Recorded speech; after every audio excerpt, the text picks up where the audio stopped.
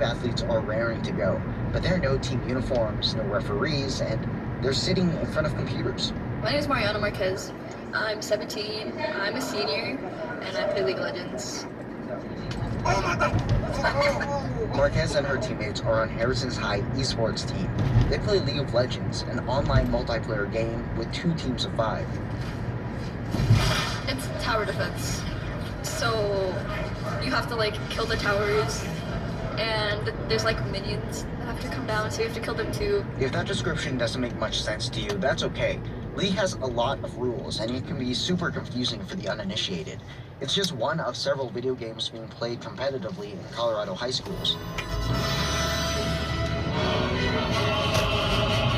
There's also Super Smash Bros., a fighting game featuring popular characters created by Nintendo, and Rocket League, which can only really be described as soccer with flying cars. Soccer, I play Rocket League. These games are played by more than 100 high school teams registered in Colorado. And according to Rashawn Davis, who oversees esports for the state's high school sports authority, they want that number to grow. Rocket League would be great for teams. It's 3-on-3, but Colorado schools. The emergence of video game players as school representatives is a far cry from the culture Harrison High coach Tom McCartney experienced as a student. He said his school never made space for people outside the typical archetypes, like varsity athletes and student government leaders, to excel outside the classroom.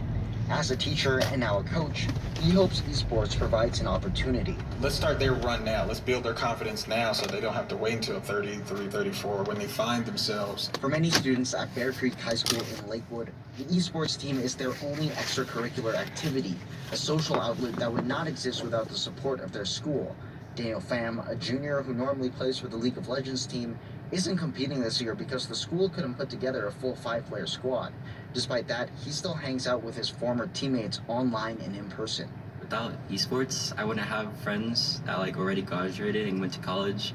There's other seniors and juniors and different types of people that I never met in my school. Some students want to pursue esports at the collegiate level. Some universities give scholarships to skilled players, sometimes even offering a full ride. If players are really good, they can move into playing for a team in a professional league.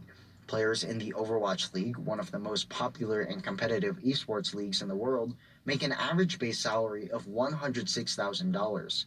Others, like Bear Creek senior Seth Malota, who plays Super Smash Bros., wants to make the video games he plays. When you understand a game down to its core mechanics, its frame data, its little tiny integrations, you can get such a feeling for how the developers made it, and you can take little stylistic choices and integrate them yourself.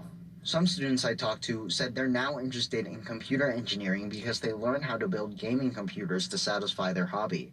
But providing equipment has been a difficult problem for many schools trying to start esports programs of their own, with hardware prices ranging anywhere from a couple $100s to over $1,000 for an efficient gaming computer. Let's get a Nintendo Switch. Students and schools in lower-income communities have an inherent disadvantage to other teams.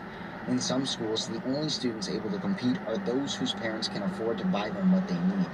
Harrison High co-coach Sean Hart said they were only able to get the team off the ground by donating their own property to players. The harsh reality of it is if we hadn't provided those things from our own homes, we wouldn't be able to compete on some of these games. Teams with economic need could apply for equipment from some organizations, but there's limited availability. Coaches are also trying to foster an environment where everyone is welcome. Some teams' rosters are completely made up of boys.